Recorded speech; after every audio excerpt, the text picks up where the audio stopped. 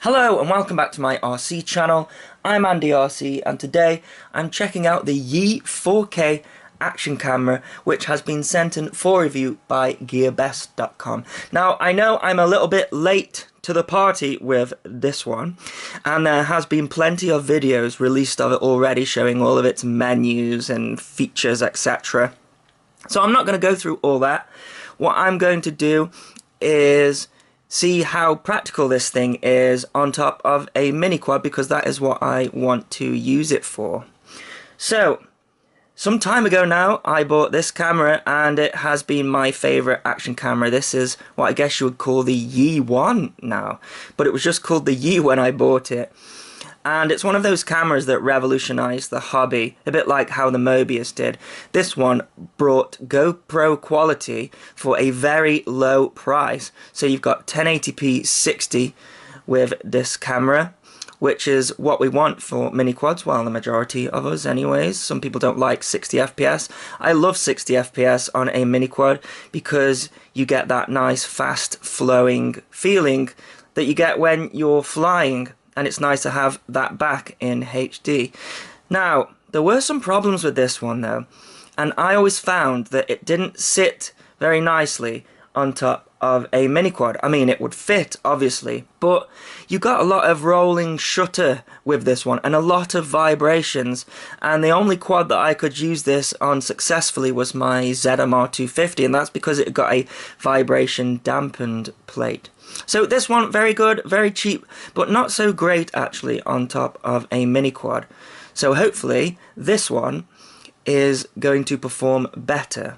Now, I remember when this came out, I thought, wow, that's expensive, because you see this one was relatively inexpensive. I think the first one that came out I paid about £65 for, and I got one in a flash sale at about £35, probably the best bargain that I ever had. And this one's very old. You can see there it's got a propeller mark on the back. This has been through the wars, and I have to say it has survived with just a few scuffs. Now, one of the problems with this camera was definitely the microphone. You see I've got this tape over the microphone here, and that is because the quality of the audio wasn't very good, and when you put this on a mini quad you get such a horrible sound. You have to almost cut the audio. So I'm hoping that they have improved that with this one. Now, this one is expensive, and it's currently sitting on GearBest's website at about £165, right? And I'll put a link in the description of that because I think it's on offer at the moment, and those prices fluctuate a lot. So at that higher price, what I'm after is a comparison, not with this one because it should be better, but a comparison with this one, which is the GoPro Hero 4. Now, we have been spoilt with these Yi cameras. I mean, £65 for 1080p 60 is just amazing. The thing is though, this new one does 4K at 30 frames per second, and so does the GoPro Hero 4. The difference is, GoPro Hero 4, £400, this one, £165, starts to look more attractive, doesn't it?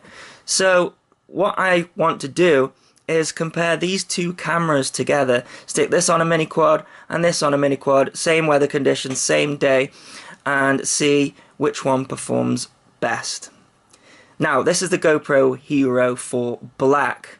So this one actually doesn't have a screen on the back, but it is, or should I say it was, the highest performing GoPro when it came out.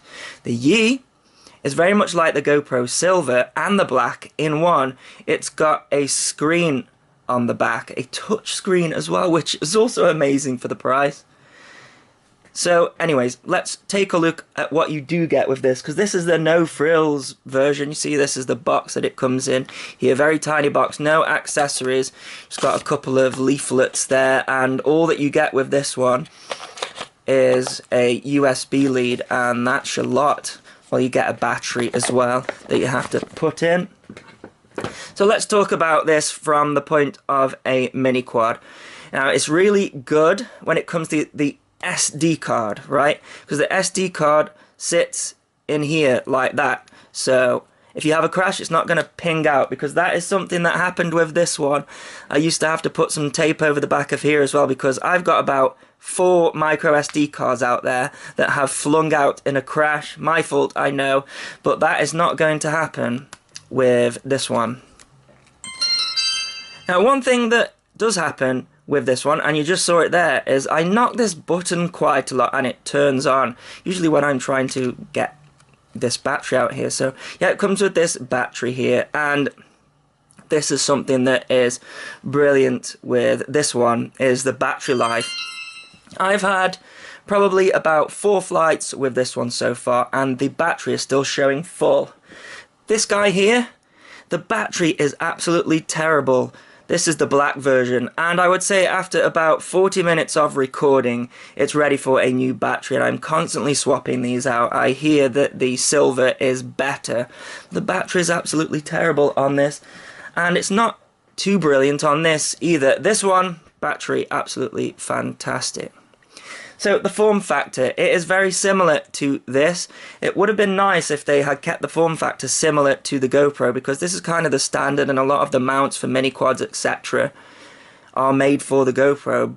But, you know, it is going to fit the majority of these holders here, I imagine. For me, I'm just going to be strapping this on top of my mini quad, and I'll show you that in a bit.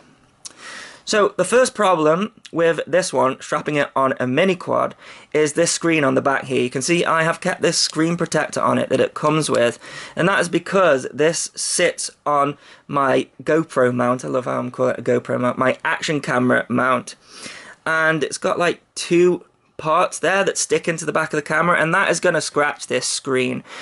So I don't get that with the Hero 4 Black, but I do have marks on it where it's still rubbed against holders and stuff. So that is a bit of a problem for using it with a mini quad, but the scratches have not gone through to the screen, but I'm just going to have to keep this protector on here if I want to stick it on my mini quad. So this one also takes up to a 120GB SD card, but I'm just using a 32GB SD card. You do have to have one of those Ultra SD cards because it's doing 4K, so there's quite an amount of bandwidth going on there when recording the files. So what I'm going to do is turn this on, and I'm not going to go through every menu, but what I do want to show you is the quick and easy settings that are going to be great for going out flying.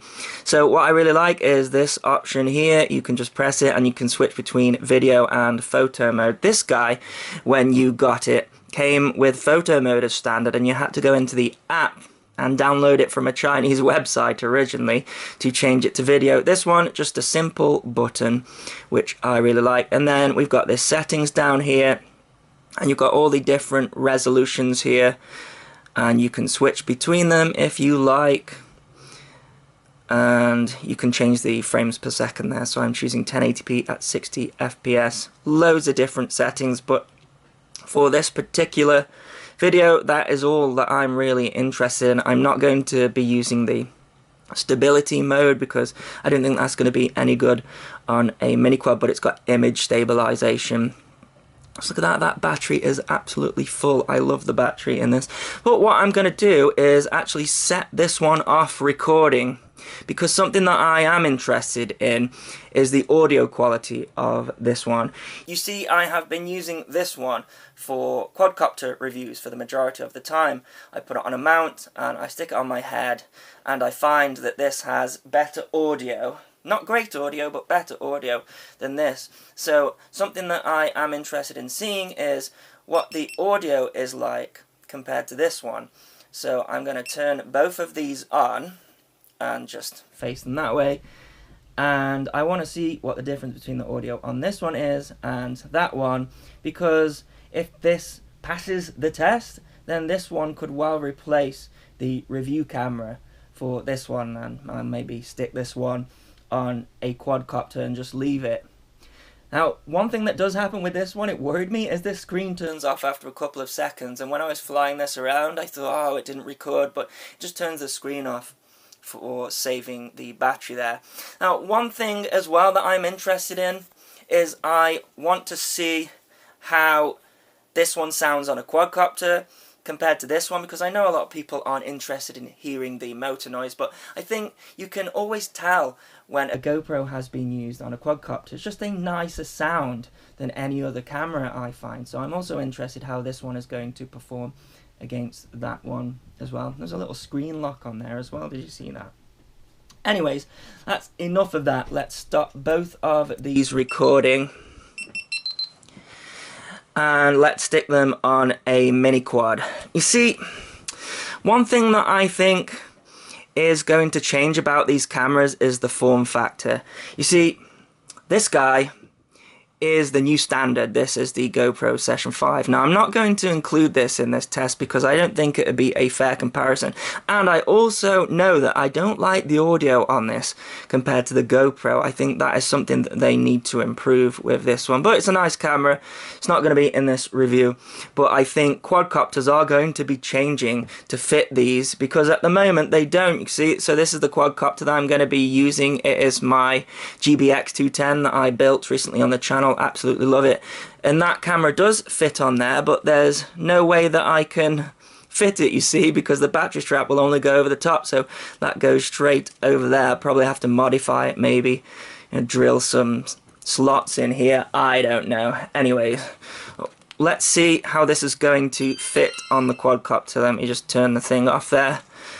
So that is just going to sit nicely over the top here. And then my strap over there, and that's it.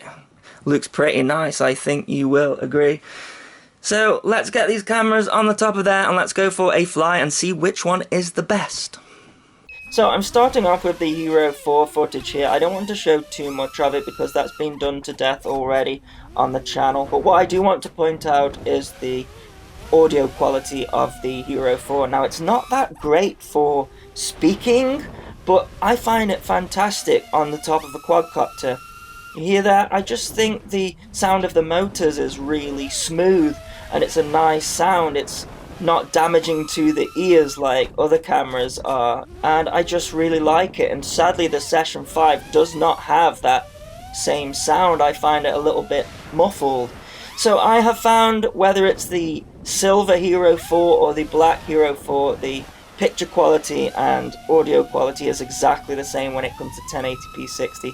Now, I don't use 4K at all, not at the moment anyway, because I just really like 60 frames per second, and I do think that 60 frames per second will come to 4K, and I'll probably switch then, but for now I'm definitely sticking to 1080p 60 on my mini quad.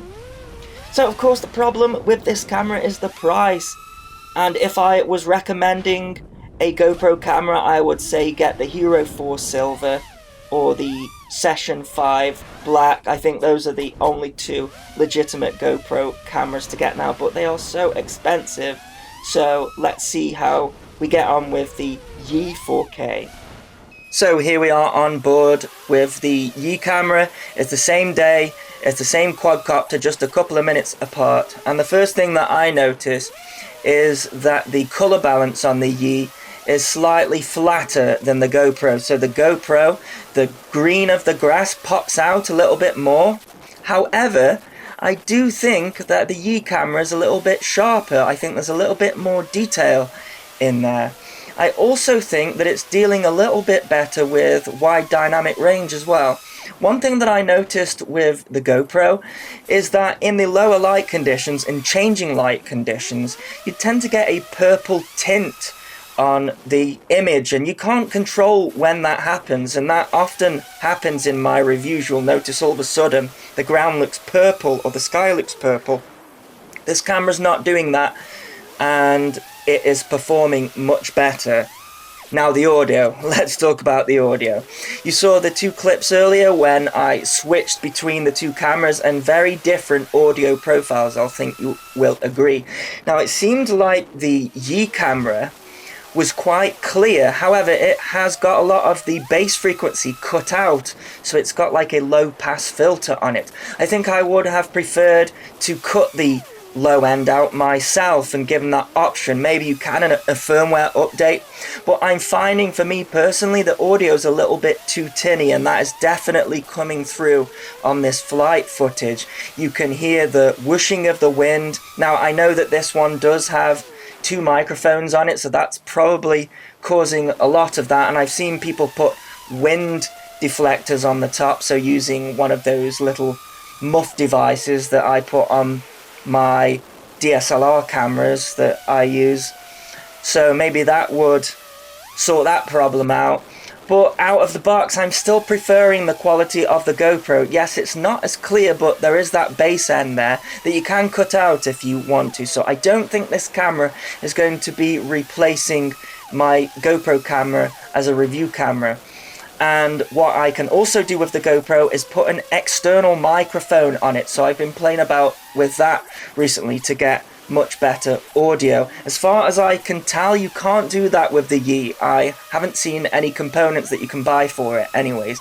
Whereas with the GoPro, you can put in a little USB device and then all of a sudden you've got a microphone. So you can have a lavalier microphone and you can stick wind deflectors on it and get really good quality. So I'll be playing about with that more. As for the Yi on the quadcopter though, it is superb, I think you will agree. I'll probably have to cut the sound out more, see if there's something I can do with the sound, because I don't prefer it to the GoPro either, but the image quality is better. So let's talk about the specs. We have got 88 grams for the Yi, and the GoPro Hero 4 Silver and Black, they are both 83 grams and 82 grams about there. So the Yi is heavier as well, so you've got that to bear in mind. But I think the Yi is a good option. It's much cheaper than the GoPro. And I'm going to be doing some more camera reviews coming up. There's going to be the Mobius Mini. I've also got the Mobius 2, the Foxeer Legend 2 as well, so look out for those. But there doesn't seem to be any rolling shutter or vibrations with the camera mounted on the quad like this, which is absolutely great. And the good thing about the Yi as well is it has got a jack mount underneath, so it's easy to mount compared to the GoPro as well. Well, there you go. That is my review of the Yi 2 4K camera. I hope you enjoyed this video. As always, thanks so much for watching. Please continue to subscribe. Cheers.